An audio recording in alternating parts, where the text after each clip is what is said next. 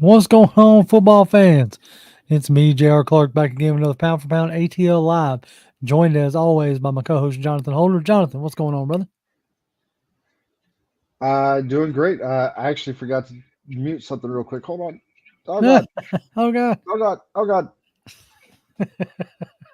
caught you off guard. That's all good. Yes, Willie Doc, Yep. we did have the Well, the it basic was pump. I had our stream on because I used it to share to Twitter Oh, and I forgot to actually mute it. understood. Understood. Oh, so But what's yeah, up, doing brother? great. Good. Yeah, doing great. Another win. Keep stacking the wins. Seeing the Saints be down real bad. Yeah. Like The the Bucs Saints down last bad, night, and then the Bucks lose last night. which I'm gonna say I prefer that they lost that way than losing in like getting blown out. Which Kansas City hasn't been doing that to anybody really this year. They No, they haven't really been haven't. blowing anybody out. But like seeing them take that team as far as they did makes me feel better about us because everybody last all we heard last week was, oh, they didn't have any weapons. You should have blown them out. Yada yada yada. But here we got the two-time defending champs in their house, Right. and that team gave them all they could handle. And so it does nothing. It basically reinforces my belief in how good this team is and still can be. Yeah, I mean we definitely haven't seen a fully finished product yet. This No. past game was probably the closest we have seen to a complete game, and there was Mhm. still room for improvement. As far as um, we'll get into it, but as far as like not really being able to close out the game in a way that I thought we should have. Um, there in the fourth quarter. But anyway, what was like was as we tend to do, what was your like 30,000 foot view? And I guess before we get in, I think the last couple weeks I've forgotten to hit the intro. Oh, I think what it is the new The new intro. the new intro has music. So anyway, all right, let's just get into it.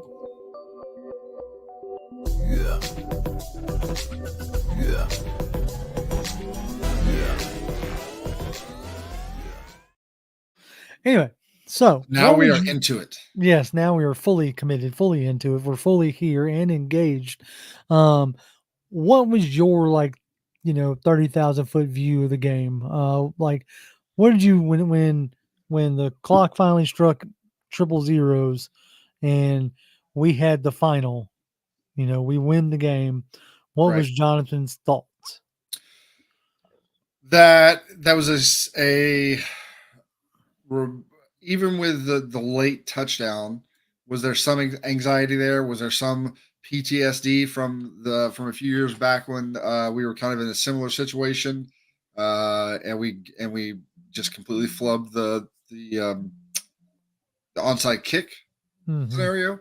Uh, there was a tinge of that, but overall, like when we got to the end of that game, I was like, I I I really wasn't stressed out almost the entire game. Like it never really felt to me like a game that Dallas was going to be able to pull out. Yeah, Um, that's just what it felt like to me. It just felt like they the score as close as it was at the end was not indicative of how close that game was. no, no, it really wasn't. Like, um, like I kind of said earlier, before we got on the air, that Rico Dowdle touchdown. Yes, they may Yeah, still have gotten a touchdown on that drive, but that touchdown was just fluky and weird. yep, Um, and then like so the only to me, the only like real touchdown they scored was the late, the late game one. Um, that yeah. was the only one that looked like a legitimate touchdown. There was a good Yep. scheme, good play design. I think it was Mike Evans. No, Mike Hughes, not Mike Evans. Was it Mike Hughes that just didn't get back over there in time? Uh, I'm trying to think. I could see the play. I think it was yeah. You're talking about the Cooper Rush touchdown. Yeah, the Cooper Yeah, Rush. that was Mike Hughes. Right. So I mean, I he think it did, was actually I think it was Mike Hughes that almost like essentially either almost should have had a interception or knocked it down on that first touchdown too. I think he was there. yeah, I thought maybe that was D offer, but it could have been Hughes. Um, but no, I think I agree with you. That was the first game that I really felt like we were in control from the start. Um, Yeah. even when we had to go 3 and outs or whatever, I still didn't really feel like Dallas was going to be able to do much of anything. And that was before Prescott went out. Yep. Then when Prescott went out, I actually kind of thought to myself, I was like, oh, this might actually be bad. Yep. Because, you know, sometimes, the backups, you don't prepare for them. You don't prepare for their Yep. tendencies and what they like to do. So, sometimes backups in a short stint of a game can actually come in and look good. Like Cooper Rush looked okay. Um, I liked obviously that we were able to get some pressure on Dak and sack him 3 times. Yep. That was nice to see. Now 2 times on one drive. You kind of would like to see those stretched out a little bit more. No, I I just want mean, more of that. I well, don't want yeah, sure. like yeah, obviously I want more of that, but I'm thinking more like, hey, I want to like affect him throughout the game. Well, I'll say this. Most quarterbacks are like this. Very rarely do you come across. There are the occasional quarterbacks, the Brady's of the world, but even Brady, like you put enough pressure on him, but you got to do it consistently with him. But most quarterbacks, unless you're the top tier quarterbacks, uh, you hit them early, like get a a couple sacks, or it doesn't even necessarily take sacks. It's just you're getting in there and you're hitting them, not just like pushing them over or whatever, but you're getting in there and hitting him just as he's throwing the ball, or you get a couple of sacks and you're hitting him, whatever the case may be. If you're able to do that early, even if you don't get a lot of sacks for the rest of the game, that pays dividends throughout the rest of that game because it puts them, it speeds up that clock. It makes them start looking down at the rush a little bit more. So, if you can do that early in a game, then as that game goes along, as long as you can keep up consistent pressure to where he believes that if he doesn't get rid of it soon, he's going to get sacked or he's going to get hit or whatever, then at that point, I do agree with the sacks don't matter necessarily in that the pressure is king at that point because you just want to keep that clock sped up. You want Yeah, to keep it sped up so that if he goes and makes perfect throws, makes perfect decisions, then it is what it is. You tip your cap to him. and At the end of the day, you're right. quarterbacks are not going to do that. Now I'll say like they definitely kept up consistent pressure on him. They did change up some of their defensive rotations. Mhm. Um, Carrie, starts us off. She says, "Hey, just checking in. Hey, Kerry. Hope we're doing well. Thank you." She says, "I'm happy we're 6-3 and on pace to win the division for the first time in years, but I'm disappointed that we didn't add a pass rusher today," which is kind of the reason why I went ahead and pulled this up because this ties into what we're talking about here Yep. and what we're talking about. Like Charleston now or Hamilton Nash adds, that's Charleston and Hamilton. Uh, I believe they're brothers. So, his first comment was, "What's up, guys? Charleston and Hamilton are back for another great video." What's up, Anyway, guys? Hey, yeah. he says, Welcome. my first question is, what are your thoughts on Judon? I mean, I personally love the guy, even though he hasn't put up the numbers like we want him to. What number would you like to see to keep him or to move on for him at the end of the season? Where do you see him in the future? I feel like if we add him for another year, if he continues to improve, let his contract be numbers based as far as like sack goes. Yeah. Um, I would say so this all ties into like everybody's talk, and we're going to get into it a little bit deeper after we do ballers and fallers.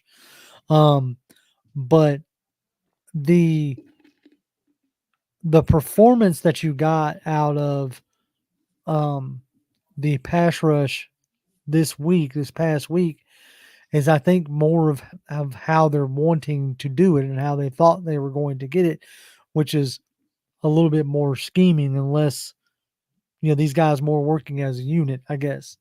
Yeah. Um, and which after watching that and seeing like them change up some snap counts, change up some rotations, try out some other guys, um, really led me to feel like unless they got the deal they wanted, they weren't going to make a move today, which obviously they didn't. Yeah.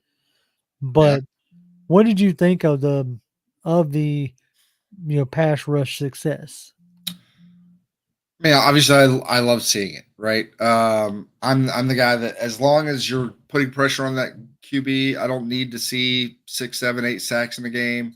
Don't even necessarily need 4 or 5. You give me 2, 3 sacks in the game, and especially if they're at pivotal moments. Yeah, Like timely. give me 2 to 3 third down sacks in the game that force a team to punt the ball and give it back to your offense. Whether it's 3 and out, whether it's midfield, doesn't really matter. Don't care. But you do that and you force that other team to give you the ball back. I'm down with that. And the rest of the game is just you're pressuring him. You're making him have to make forcing him to make good decisions, forcing him to make good throws, and potentially in a lot of cases forcing him to have to get rid of the ball earlier than he wants to. You do that often enough, you're going to have success against most quarterbacks in the league, Hmm. right? Specifically regarding Judon, for us to keep him, he'd probably have to go on like a real tear. Yeah. But even then, I'm not even sure we would take him. We would keep him, or even we might offer him a contract, but it'd probably be a lot lower than what he's probably going to want if he were to go on said tear. Um, because I think what maybe the goal is if we can get enough out of him to where he goes somewhere and signs a decent deal somewhere else, we get a third, fourth round compensatory pick out of that. Um, to try to bolster the draft coming up. I think that's probably in my brain. That's where they're looking at it from because, in their mind, they were expecting to have Braylon Trice. Now, whatever you think about it, they obviously really liked him. They really liked what they saw out of him in training camp and even in the first preseason game. Like the little that we saw him, I liked what I saw. So at the end of the day, he was probably going to be the one guy that probably would have started day one. Yeah. So if that tells you anything about what they liked about him, you were expecting to have him. He's going to be coming back next year. You're probably going to spend a first round draft pick on. I'm going to guess an edge of some kind or another, and then by that time, we go into next year and we got Rook, who's going to have more snaps and more reps under him. Dorless at some point will get into a game this year, which I'm totally fine with it because I mean, look, Dorless wasn't there yesterday. We went up against Dallas, who's they're not doing super well this year, but that offensive line is still not terrible. Guyton is bad. I'm about to say Guyton, like Guyton's they pretty have bad, some, but I mean the rest of the offensive line's not. It's not one of the worst offensive lines in the NFL, and you were able to. And again, it wasn't just we got 3 sacks. If all that happened was we got 3 sacks and that was it, then that would be a little bit disappointing, and that game maybe goes a different way a little bit, and maybe there is more anxiety in that game. But we did the 3 sacks. We got 2 early, we got 1 a little bit later on, and we kept consistent pressure on him throughout the rest of the game. That he was in. yeah. So They like seeing they were getting hits on him, which was a good sign. Yeah. And I really like seeing Caden Ellis getting back to his rushing the passer portion of his game. That dude was all over the place. So yeah, I'm really hoping. I've been saying it for 3 to 4 weeks now, but I'm really hoping that this is the week Troy Anderson comes back and frees up frees up Ellis to do more of that. Yep. Jay Black tipped us $5, which we appreciate. Appreciate it, Mr. Black. He says, I believe we pick up an athletic nose tackle in the draft or free agency to make this defense work. Yeah, it's kind of funny that we haven't seen much of Eddie Goldman last few games, really. And like, if you're going to be running these light boxes, you would think that he would be out there more to try to clog up the run. So they've definitely made some interesting choices, like personnel wise, on the defensive side of the ball. So I'm just going to see, like, okay, you're at pretty much the halfway point. There's no true halfway point anymore because it's 17 games, but you're close, to You're over halfway. Yeah, you're just over halfway instead of being just under halfway. So, all right, what adjustments are you going to make? Like, I liked that you reduced Judon's snap a little bit to try to make him, make his snaps count a little bit more. Malone was kind of out there, which we'll get into. But I don't know. I was glad to see them at least trying something. The analogy that I have is a couple weeks back, I went on a fishing trip, right? I go fishing one time a year, and that's with the company. I'm not a fisherman by any stretch of imagination. I know nothing about fishing other than I can cast, I don't know what bait to use. I don't know when to use it. I don't know nothing. But the thing is, if we go a long stretch without catching something, what I do expect the captain of the boat or the guide, however you want to say it, is, hey, let's try this. Let's try something different. Let's move to a different spot, And so I'm glad to see that they're, at least in this particular game, tried something different. So that being said, let's go ahead and get into our ballers and fallers. I'm going to scroll all the way back up to Willie Dog says, you're a fisherman? No, I am not. I do not have the patience to be a fisherman. If I go out to the lake and something don't bite my hook in a very quick period of time, I'm going home because I don't have time for that. Like, if somebody else wants to go fishing and they want me to come along to go fishing with them, that's fine. I'll go. I'm not going to fish. I'm just going to hang out and relax and enjoy the lake, especially if it's out on a boat. Yeah, I am far too impatient to go fishing. All right, Willie Doc, as he always does, starts us off with our ballers. Appreciate it, Willie. Yeah, you appreciate that, Grady. He says, baller Ellis. Yes, after last week of him being a faller, it was nice to see him realize that he still is a good linebacker, and he was all over the daggone field, diagnosing the 4th and 1 play with CeeDee Lamb, shutting that down, getting sacks and tackles for loss, and he was all over it. His faller is Pinion, questionable kicks and holds. Yeah, I mean, he had a little bit of a bad game. Honestly, outside of that hold at the very end, the kick didn't really stand out to me. So I saw somebody else mention it, and I was like, man, I must have just phased out when that happened. I don't know. Honorable mention, Bijan and Cousins. Definitely. Yeah. Side-eye glance. Pitts sort of disappeared after Drake. Yeah, a little bit, and we're going to talk about that because, when Drake went down, I was kind of expecting them to maybe start trying to funnel some stuff to Pitts, but it seems like they were like, let's just stick with, mainly dumping it off to Bijan and finding Mooney towards the sidelines. Well, and we talked about it a little bit, just a smidge before the show, but like, if we're sitting here saying like, okay, Drake London down, maybe we at the time when it first happened, we weren't sure is he gonna be on the rest of the game, whatever. Then once it you find out like he's still not out there, a series or two later, you're like, oh, he's probably out for the rest of the game. Their thought process probably falls into the same thought process all of ours does. Okay, Drake London's down. Who's the next big guy? Pitts. So with that happening, it makes sense that they would think, okay, Pitts is going to be like the next guy. We need to make sure we know exactly where he's at all times, yada yada yada. And him doing whatever he was doing probably opens up a lot of space for a lot of other guys. And Kirk Cousins is just going to try to find the open guy. That's all Right. he's going to try to do. And if that happens to be Mooney on a play, if that's Bijan on a play, if that's Ray, if that's Pitts, doesn't if that's freaking number 12, and I can Hodge, Cordell Hodge. Hodge. If it's Hodge, like he'll throw it to him, that he doesn't care. Whoever's open. That's So it. I don't necessarily think it's a thing that like Pitts disappeared because he wasn't doing the thing that he was supposed to be doing.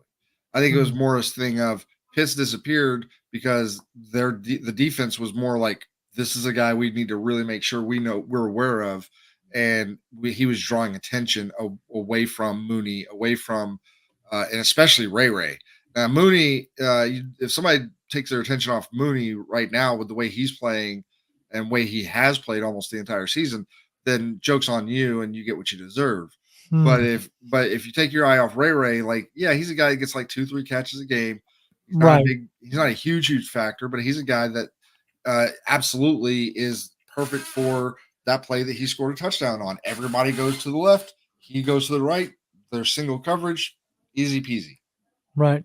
Exactly. All right. So our Bola, as we like to call it, is Caden Ellis and Bijan Robinson. I had to throw Caden Ellis in there because he was a faller last week and come back big in a big way. Whether you want to put that on Jimmy Lake, you want to put that on Caden Ellis himself.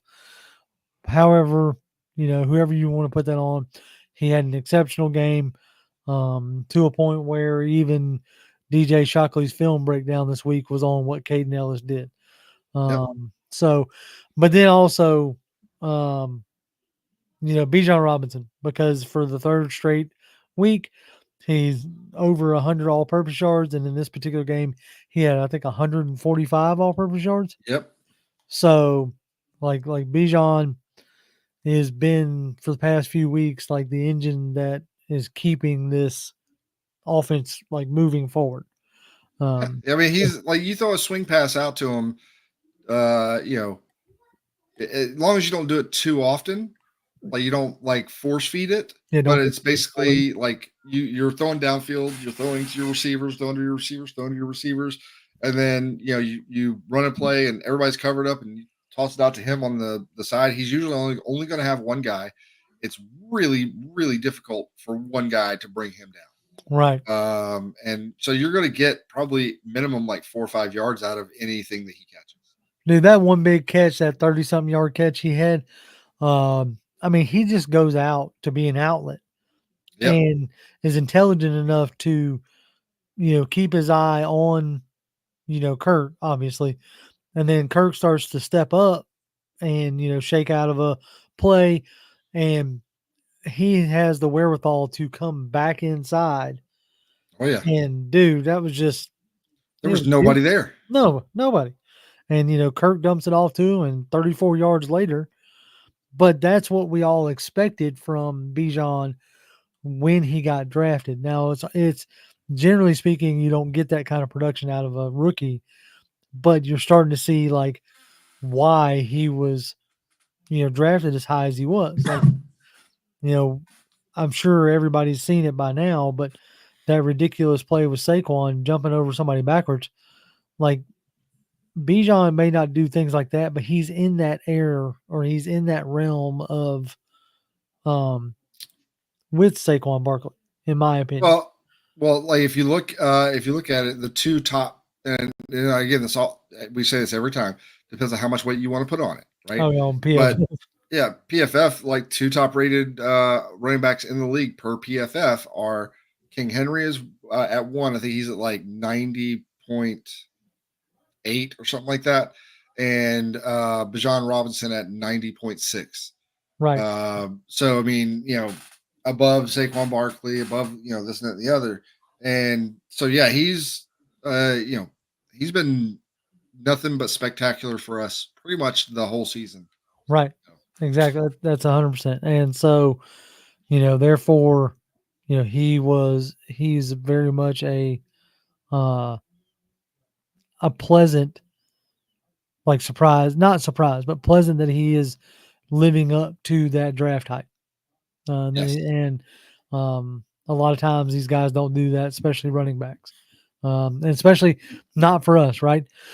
I mean, we're still wondering if, as we talked about earlier, if Kyle Pitts is going to be consistent enough to, keep him here. And Yep. so, all right. So moving on to our fallers. Dun, dun, dun, I dun. want to give honorable mention, by the way, to the offensive line because that offensive Oh yeah, dude. line will Like maul. there was okay. Before we get into followers, I'm glad you brought that up because in the off season there was some discourse of some a couple folks I follow, like trying to not give Dwayne Ledford his flowers, so to speak. And dude, and because last year, for the most part, that whole offensive line stayed healthy, and they played well, and you're like, oh well, it was a run heavy scheme, so on and so forth. How are they going? And that was a question mark I had, right? Like, how are you going to do when you actually have to hold up in pass blocking? Especially with a guy who can't necessarily move around like a Marcus Mariota, like a Desmond Ritter, right? And so uh, the fact that you've lost your center, you've played a game without your right guard, you've played a Yep. game without your right tackle, you've played a section of the game without your left guard, and this offensive line hasn't necessarily missed a beat. Yep. If that doesn't like put a flower in Dwayne Ledford's cap or a feather in his cap, I don't know what else can. Yep. I am so glad that they were able to retain him, even if it took a run game promotion, and that means Bijan Robinson is stuck running outside zone a little more than some folks think he should. Um, I'll take it because the offensive line has been playing amazingly. Yep. We just need it. We just got to get like that extra block somewhere in the secondary, the second level from like the wide receivers, which they've been doing really good jobs. But I mean, get that extra block, which they had one where he was able to break away for the 30-yarder last week, but it ended up getting called back as BS call, but it ended up getting called back. And but I just want to see him break a big one. Right. And Yeah. he's been so close so many times. Like if one guy didn't just catch his shoelace, he's probably gone. And I want to see that, and we haven't seen that yet. So that's the only thing I'm really waiting for right now with him, is waiting to see that kind of thing happen. Right. And that happens, I think, like less and less nowadays because of your like two deep shell that a Yep. lot of teams are running. So anyway, all right. Unless you're the Bears and you give up a 53-yard touchdown Holy Pete. Well, at the end of the first like right at the end of the first half. did they forget that there was a game going on? Like, how you gonna let midget Kyler Murray beat like just The mollywop defense? So all right, anyway, I don't know. That yeah, defense is usually has so far this season has been pretty good. right, right. And buddy, they got exposed big time. All right, here we go. So D'Angelo Malone was the only real player that I could come up with as maybe a faller because he finally gets a shot after years of being, or like at least the past 3 years, 2 years of Yeah. just being active and being a special teams only guy. They finally give him a shot. He got 24 snaps and I think 21 of them, he was a rusher. And I think he got a pressure, but all in all, he just looked lost out there. Looked like he just maybe it was like, hey, this is his first like real action, so to speak. So maybe I'm being too hard on him, but in this league, when you finally get a shot, like you got to show these guys what you can do. Yeah. and he just did not have a good showing. No, but hopefully that they let him at least run out there next week. Let him get some more time out on the field. Maybe he just needs to settle in. Who knows? But Right. I'd like to see him get a little bit more of a shot. Um, doesn't mean that I think that he's going to amount to anything other than maybe a rotation. Now, apparently he's pretty good on special teams, so I mean he'll make his bones there one way or the other, and that's fine. That's a wonderful way to make a living in the NFL if you can do it. Right. But at the end of the day, like I would like to see him be able to add something to the pass rush. Right. But Right. we'll see how that all boils out. But we'll see how he if he gets more time in the upcoming game this weekend. So apparently I'm tripping because I chose okay, so CDX for life just thinks I'm tripping all the way around. Okay. So he says number 7 was not the guy, it was number 1. Okay. All right. How many are like I had to go and look, but my thought process on Bijan was the fact that he accounted for 145 all-purpose yards. Like, Yeah. and he converted, he kept us on the field, kept drives going. Like that was the point I was making. Like, did he Yeah. make the big splashy plays? Like he had a few. He obviously didn't get a touchdown, but Well, and at the end of the day, like Mr. CDX, if you want to make your own ballers and followers list, by all means, oh yeah, no, yeah, this is just ours. that's it. Yeah, no, I got no problem with Yeah. CDX thinking I'm tripping. Got no But problem with that. look, You can always, if we had put Mooney on here, I wouldn't have batted an eye at that. no. I even thought about I really did because like Mooney's connection, like Kirk Cousins and Mooney's connection has been amazing. Like he's made that 3-year contract that he got. Like nobody really even bats an eye at it anymore. Nope. So And that the throw on that touchdown to Mooney, like if you actually watch that, watch the all 22 of that, like when that ball comes out of Cousins' hand, yeah, on its way to Mooney. Mooney has just now started to go upfield. mm-hmm. Like he has just made his way around the other two guys on the inside and was just starting to make his way upfield, and that ball's in the air. And it's just like, and I get it, like that's because that's where the play is supposed to go. And Diggs just runs right into the pick. Like Oh yeah, yeah, we didn't even have to go to him. He just came directly to yeah, like the mass of people there, and then started throwing his hands up like either pass interference or somebody who missed their assignment or whatever. right. Yeah, it was just crazy. Yeah, no. So let me add this to the stage. Let's see. So Mooney had 88 yards receiving. Bijan had 59 yards receiving. Ray had his career high day with 28 yards and a touchdown.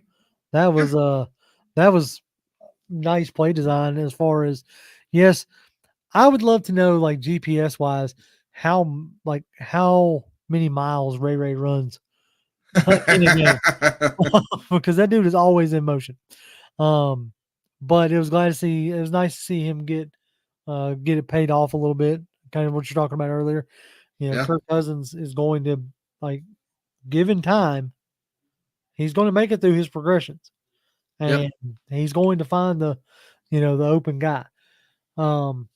I really hope that what we got from Raheem about Drake. It really sounds like it's a day to day. But the last time we heard a player was day to day, he ain't played in 4 or 5 games. Well, So so but Anderson is was a knee, right? yeah, it was a knee at the end of the Saints So game. this is a hip pointer, and from everything I've read, hip pointer is more about pain management. So if he can deal with the pain, or they can get him, some pain medication or something like that to help him deal with it, and he can, and if he can deal with the pain, then he can go. Mm. It's not necessarily anything that's like it's not a knee that you're worried about if you keep, he may technically be ready, but if you keep going too soon, then you run a higher risk of him blowing out his knee. Right. That kind of situation. It's so we'll see, but I'm hopeful that Drake will be back this weekend. Um, especially now that Lattimore's not there anymore. So it'd be Oh awesome. yeah. Um, but yes, like King Seven says, Mooney is leading the league in 20+ yards receiving plays. Dude is a problem. Just needed a decent QB throwing. I totally agree. Okay. Um, and then Dre follows it up and says, "Thank you, Chicago Bears, for Darnell Mooney, and thank you, Kirk Two Chains, for telling them you wanted Mooney in the A Town." Yeah, like that has been a pleasant surprise. Or I keep saying surprise. It wasn't. It's not a surprise. I'm glad that it worked out the way that it has. Like Mooney has come in here and at bare minimum solidified himself as a solid number two, if not a 1B to Drake London. He's a good. It really reminds me a lot of like a Mike Evans, Chris Godwin. That Yeah. they're a good pair. But I And think I want to say, like, if we're looking at wide receiver duos in the league, they lead at least. I don't know if after now Monday Night Football and everything is that still the case, but I think as of the towards the end of the day, Sunday, those two guys, Mooney and Drake, were either one or two for like most yards by a wide receiver duo in the season so far. right, and so I'm extremely happy with how that's all coming out, and I do like the little bit of spark that Ray provides every now and again. Um, yeah, Willie Doc says it's amazing how a good quarterback play can make a receiver. Exactly, a Yeah. consistent quarterback play who knows how to, who knows what to do with the ball. Um, and King says we're leading in touchdowns, I think, with the wide receiver duo. Wouldn't Uh, surprise me. yeah, I think between them, they're like at 11 or 12 or something like that now. right. And so I really liked. I know like I put it on the thumbnail, but I really like the everybody recreating that touchdown celebration this weekend with the headstand. Yeah. That was enjoyable. Like Drake did it. I know Amon-Ra St. Brown did it, and I think Tyreek Hill did it as Wouldn't well. surprise me. But that was cool. Yes. That incarnate word kid kind of goes viral for it, and then the rest of the league picks it up. So that was fun. Um, team stats. This is like we look at it every week because it's not the whole story, but it is kind of like an indication. Uh, I was actually shocked in a way that Dallas total yards outgained us. Well, so if we look at this game, and I'm not saying we're as good as, I think that right now the two best teams in the NFL right now, I believe, are like straight up two best teams are probably the Ravens and the Lions. Um, and the Lions game, if you look at that game against Green Bay this past weekend, I'm pretty sure that Green Bay like outgained them everywhere. Yeah. Like in almost every single statistical category that I can think of, they either were not very far behind or ahead of the Lions, and the Lions just steamrolled them. Right. So And uh the Saints Panthers game, like they had a historical thing where they won the time of possession, the yards gained, plays, turnover battle. Like, they like won everything and still lost the game. Like up to that point, if you had won all those, you were like the league was 200 and something to 0. Now it was 275 to 1. Man, yep, and because I remember tweeting out, I was like, "Oh God, I'm thank glad this wasn't the Falcons," because normally stupid things like that are the Falcons. But um, they got us on first downs. We got them on third downs, still same amount. Where you know, they were 1 for 5 on fourth down plays, which was crazy. I didn't realize honestly that yep. they had ran 5 fourth down plays, and we had stopped them. Yep. We were 2 for 2. Obviously, they ran damn near 20 more plays than we did. Which I would have to find it. It was something I was trying to look at when I went back and rewatched the game, where like what our average starting field position was. Because if we were able to, if we started, closer to the goal line, that could be the reason why they ran more plays than we did. Yeah. But also the biggest thing, and this is the past two, uh, the past 2-3 games, our penalties have started to come down. Because the first like 3 or 4 games, we were getting penalized like crazy.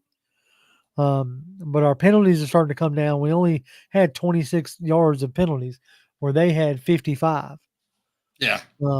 So then time of possession, they obviously won the time of possession, but not by much. Especially not to run 20 more plays than we did, and only had the ball for They less had than it a for minute. less time.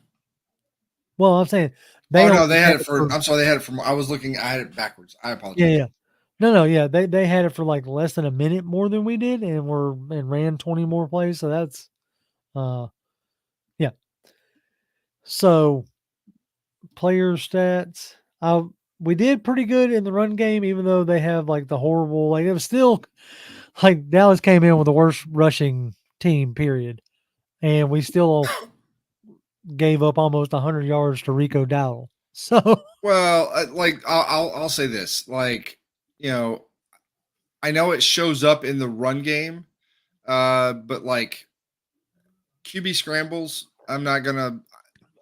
If I'm looking at the running game, I'm yeah, I'm looking at looking at running backs is what I'm. yeah, I'm looking at Dowdle, which we so if we look at just Dowdle, we gave up 75 yards to him. Okay, which And I'm totally fine with. CD Lamb was like the next biggest one, and he had 2 for 15. Uh, if you add all of that together, that's left, we might have given up 100 total yards rushing. a little over 100 because uh no, it'd be right up under. It'd be like 98 yards. So we kept them under 100 yards rushing if you take out Dak's rushing. Yes. King's not wrong. He said you also can't let time of possession fool us because Kirk is back to with those plays. A lot of no huddle is going on. Um, Yeah. that and also like he has like they're not going deep into the play clock. Yeah. A lot of times that factors into it. Um, the big strikes, the 20-yard gains. If you can get big chunks on drives, that obviously is going to lessen the time of possession. It's not like it's any major indicator. It's just something I note. Uh, Yeah.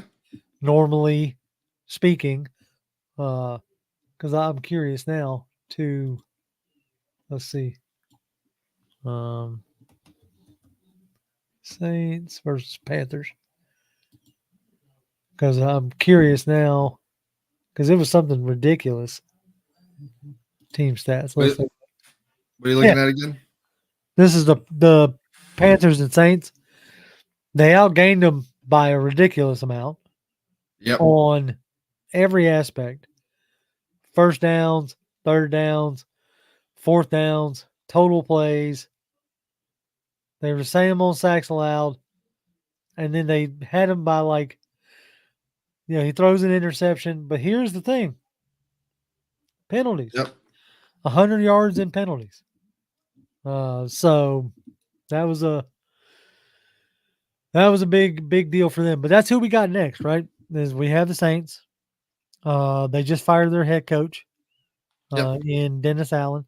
I was really hoping that he'd make it through the season. Make it one at least one more week. At least one more game. At least one more game. But I mean, they just dropped their 7th in a row, or is that right? Yeah. 7th in a row. Yeah, 7th in a row after starting 2-0. So they just dropped their 7th in a row, fired their head coach, and traded off probably one of their better corners in Marshawn Lattimore. I know I'm trying to think of the other guy's name. Adobo maybe, or no, it's Alontae Taylor. Alontae Taylor's the other corner. Um, so it seems like they might be fully realizing that they are going to have to rebuild. Yeah, that's what it looks like. They named special teams coordinator as the interim head coach. That tends to be a popular choice because in interim business because they tend to work with both, you know, offense and defensive players. Who is their actual DC? I don't know who their DC is. I know it was Dennis Allen's defense. Because I mean, it was his defense, and he made the calls, right? The defensive calls. I believe he did. I believe he did. So I know Kubiak, Clint Kubiak is their OC. So I don't think much is going to change offensively. Joe I know Woods. Joe Woods. Okay, I know Chris Olave is probably going to miss the game. I know And he ended up like going out with a concussion that sent him to the hospital. Like it was yeah, bad. Like it looked really bad. So, um, okay. King says Olave is out for the year. Is that? Do we know that for sure? what? No, I hadn't heard that. I haven't heard that he was out for the year. I know I saw like, um, what you call it? Uh, that he was like his brother was tweeting out that he was moving and all this other stuff. So, Chris Olave. Let's see here. This is 2 days ago. He took a hit. Yeah, he got put out on a board. Earlier in the day, his brother Josh took social media, says he's up and he's active. Throughout his information. I'm trying to see if there was anything. No, there's nothing saying that he's out for the year yet. Yeah, But you're not wrong, King. It is like his second concussion of this season. So hopefully he gets himself right before he tries to come back. When Saints player or not, at that point you worry about the human being. And just like with Tua, what I'm saying? Like he don't need to be rushing back. But yeah, that means that we're probably going to get a heavy dose of Alvin Kamara and Tyson Hill. Two players yep. that historically were not that good at stopping. So Maybe this will be the 1 week he decides, let's not go with a light box. and I hope because all season, the running backs have been killing us, and so that's about the only thing that the Saints have left. And the last time we faced, it was the Bucs, and we still kind of let them, have their way a little bit with the running game. So yeah, I hope they continue to work with the defensive line rotation. Maybe bring Eddie Goldman back in to see if he can clog up the middle at least. I don't know. yeah, do something. But in happier news, the Saints, the way it's looking, they're probably going to be. They might even challenge us for the most amount of dead cap hit in history if they fully go into rebuild mode, because just from Lattimore, like because of that trade, next year they're going to have a dead cap hit of $31 million. I saw something earlier that they were already up to like $60 million in like total dead cap. Yeah, Hits. that's probably closer to like either 75, 80 now, probably with that dead cap hit. But, Mm-hmm. I'm with Willie. He says as soon as Taysom Hill comes in, put 8 in the box. I don't care who they have at wide receiver. It's like, yeah, yeah, like at this junction, like how do you not like when Taysom Hill comes in, like pretty much figure he's gonna run. and look, Uh, if at the end of the day, if he pulls it and decides to throw it, put guys in one-on-one situations, You don't have Shaheed back there that you're worried about. I'm not, I don't know who their other guys are, but I don't think that anybody else is going to be the Shaheed level of speed. Hmm. So I'm not that worried about those guys. I mean, could they beat us on that? Sure. But I'm gonna take my chances with letting him beat us with his arm than I am letting him beat us with his legs and Yeah. his tough running ability because like I can't stand the guy. He's a saint. And so, there's all obviously the hate there for that. But at the end of the day, that dude does what he does.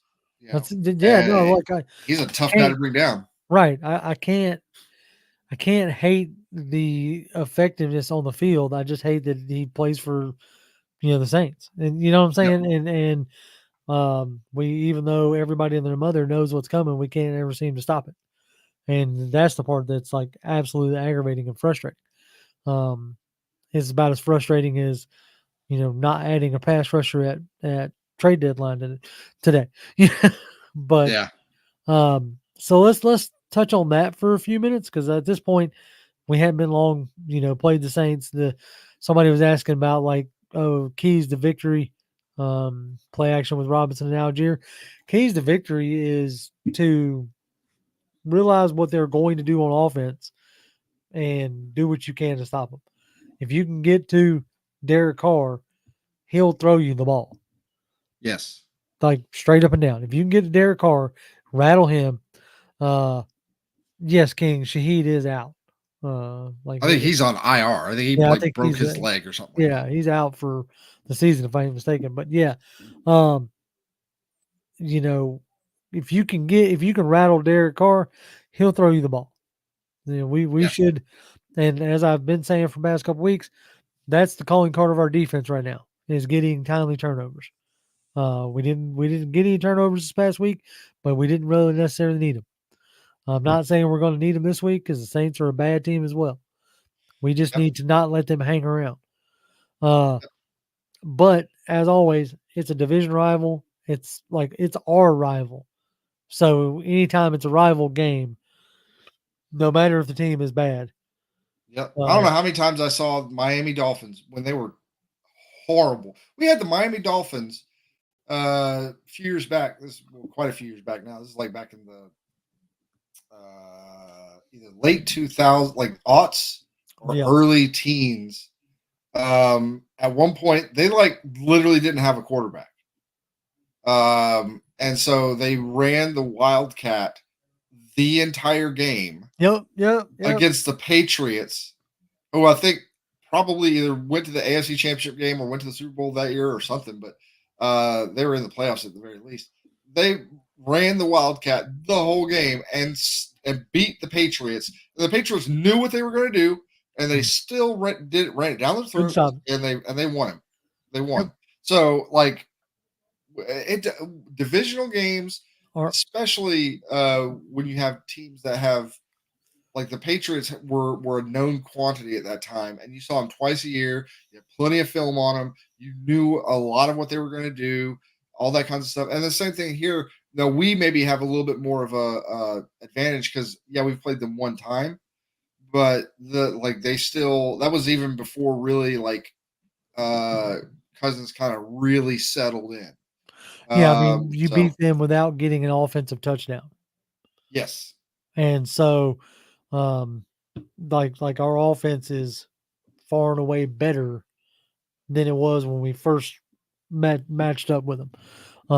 And since then, they have, like I said, they dropped 7 games in a row. My only thing is I looked it up last night, and teams that fire their head coach are, what was it?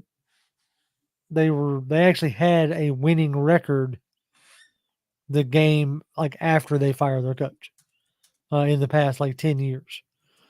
So that was my only little like they were dogs in all of them. Like they weren't favored in any of them, and they still ended up like covering and winning 14 out of 9, I think is what it was, or something like that.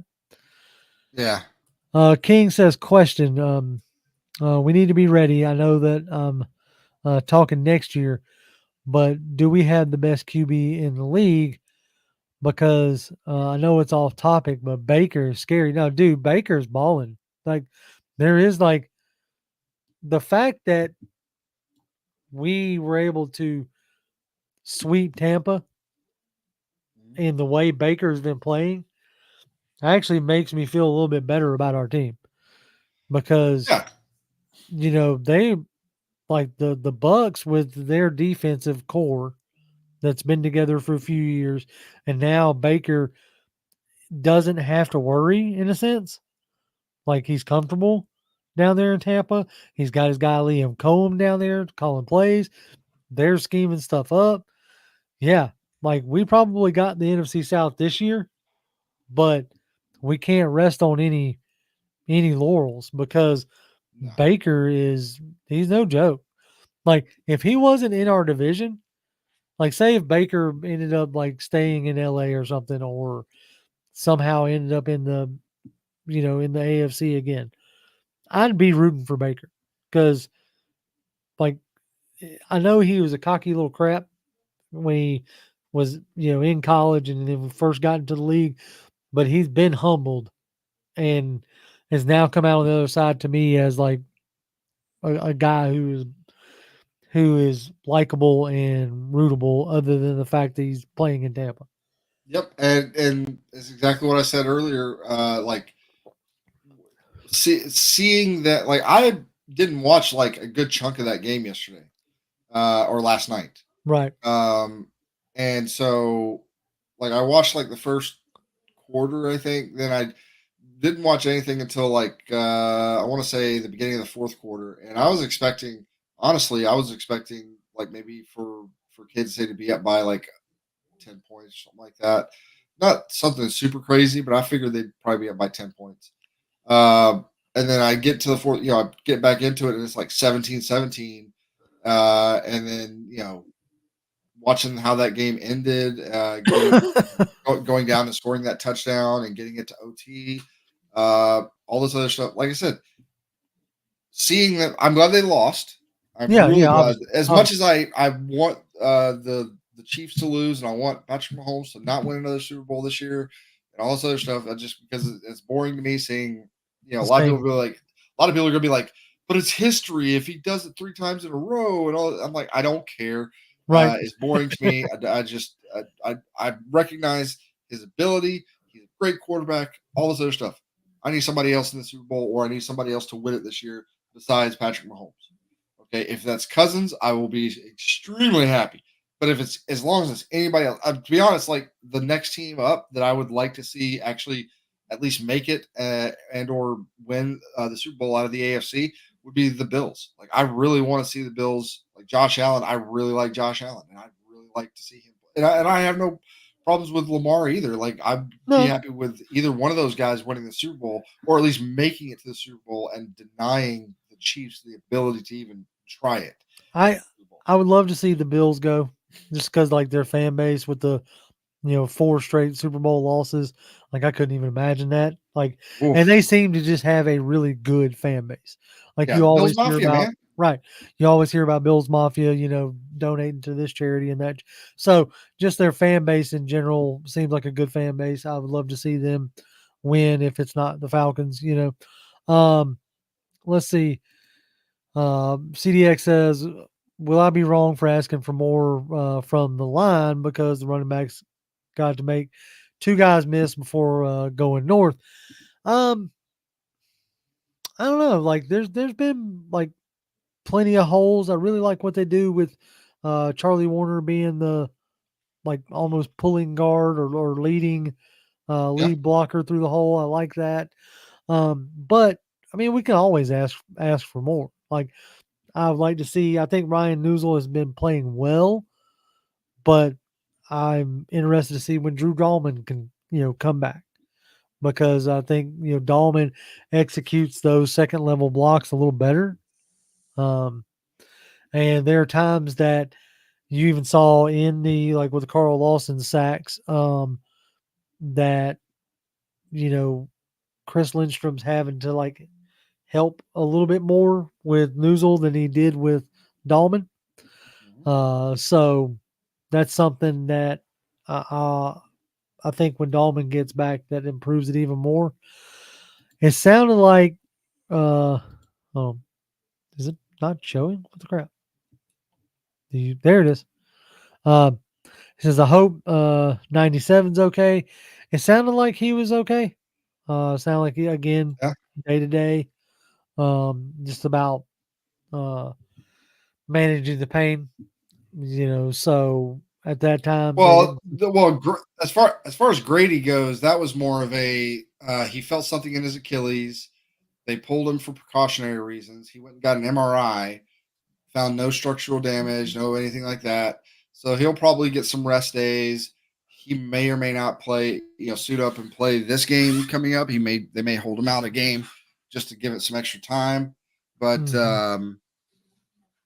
it's a situation where, I think he went out about the time we were up by 2 scores. And I figured in their mind, they're thinking, okay, we're up by 2 scores. Let's go ahead and pull him for precautionary reasons. If the game was closer, maybe they put him back out. I don't know. Maybe they don't. Um, but yeah, so he sounded fine.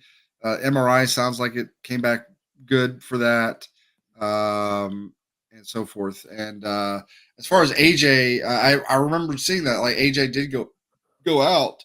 He was out for the rest of that series, but I think he was out for the rest of the series, anyways. But I remember seeing him come back very shortly afterwards. So I don't know what happened to him. I don't know if it was a stinger or what, but Maybe just got shaken obviously up it a wasn't little bit. too bad.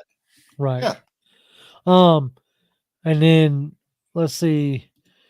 Willie says, "Why do you think Fontenot stayed pat at the deadline?" I think it probably had a lot to do. Jay Patrick, our friend of the show, Jay Patrick, brought up an interesting point. Um, this might have been a case where that fifth round pick from tampering actually kind of came back to bite us because they don't have that to offer up next year. So there could be that could be a point of contention that kept them from being able to make a play. But it sounded like the one player they were really in for was Azeez Ojulari, and Yeah. it sounded like the Giants just wanted too much for him. And it makes sense with Azeez. A, played at the University of Georgia. B, um, he's still young. He's on his rookie contract. So this would have been like an 8-game audition. So it could have been a thing like, I'm willing to give up a draft pick for the greater potential of being able to have a guy long term. Yes. Because that was one of the things that attracted me in like team building thinking to Azeez Ojulari was the fact that he was young and like he plays well. You could potentially sign him to a long term deal, which then you can move some money in the back end kind of thing. Anybody else, whether it was, um, Zadarius Smith or Preston Smith that got traded today, those guys carried bigger, um, bigger contracts and they're on the tail end of their career. And you already did that with Judon. Yeah. So honestly, I think because like us as fans, we just want to make a move. We don't have to answer for that move. Yeah.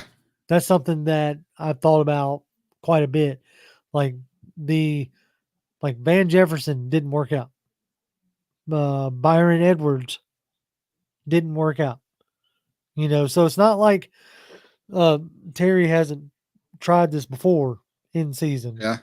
Uh, so uh, whoever they were going after, which like I said, sounded like it was Azeez Ojulari, Yeah. and which was the one edge rusher outside of obviously Myles Garrett or Max Crosby, which you probably weren't going to get anyway. Well, I'll say this: if Ojulari continues at the pace he's at now, which whenever Thibodeau gets back, I don't know when. I have no idea when he's supposed to be back or Yeah, if I he's don't going know, to be right? back or whatever. But whenever Thibodeau comes back, obviously that will probably change his usage percentage. But if he continues doing what he's doing, he's he's a free agent at the end of the year. Right. They're already paying Burns. And they got a lot of money sunk into Thibodeau as well. Right. So well, you're going because I think he's still on a rookie deal, maybe. He is. I think, but you're going to have to pay him at some point if you want to keep him. And so I think he may be an odd man out scenario. So I think from our perspective, if we were going to get him this year, okay, and with the intention of signing, but you never know, like the guy just may not want to be here for whatever reason. You never know. There's all kinds of reasons why he may want to be somewhere else. But at the end of the day, we could have every intention of signing him, but that's not a guarantee that we're going to, right? And so if we're potentially getting a guy that is a half-year rental, we probably had a price in mind that we wanted to stick at for that because there's no guarantees where he'll be at the end of the season, come next year, right? The Giants obviously had their because he's been playing so well lately, they probably had their own price, which was higher than what we wanted to pay. So we especially with the loss of the 5th round pick, if we had that 5th round pick, do we maybe make can we maybe make him? Do we maybe just go ahead and give him the 4th if that's what they were looking for? Maybe, but I mean, you're not going to tell me that they're good with okay, we're going to be first, second, and then we're not picking until day 3. Yeah, like I don't think they're really going to be good with that. So, right, I think that's more or less what it was. What it came down to is the Giants wanted more than we were willing to give up. So yeah, and see, King says draft pick for next year. We're pretty much not picking in the top 10. What position do we feel maybe from 14 to around? It's pass rush. Like right now, that's your biggest glaring need is a pass rusher. Do you so you hope that there's one that's like halfway decent in that range. This is not going to be a strong QB class because now you're looking at what Shadur Sanders and Cam Ward are you're probably your top 2 QBs right now. Yeah. So, you got to hope that there's a pass rusher in the mid first round range that you like. Thanks, Josh. I try to remind people of this every time I can. It's like you could have had Latu or Verse. Yeah, especially I know I think Verse only has 2 sacks or whatever it is, which concurrently would be leading the Falcons in sacks right now. Yes. But and yeah. I didn't when it, just real quickly between those 2 guys, Latu was my guy. Verse was a guy that I thought was relied too much on physicality, and I wasn't 100% bought in on him being able to necessarily. I'm not saying he couldn't learn something, but if we were talking about instant impact, I thought Latu was going to be the guy. Right. But it is what it is. But and I'll say this: if Michael Penix had stayed in somehow or another and was coming out next year, he'd be the number 1 pick in the draft. Oh yeah. When you compare him to Sanders, when you compare him to Cam Ward, when you compare him to the other guys in the draft, he'd bare minimum he'd be like the second quarterback taken off the board. But I have no qualms with seeing somebody taking him number 1 overall. I'm right now, Latu and Verse would be leading the Falcons in sacks, and then the other one was Dallas Turner, right? Yes. Let's see what he's currently rocking with, and I don't know how if he's even getting snaps up there in Minnesota because he's got Grenard and he's I don't think he's barely even playing because he hasn't logged a single stat.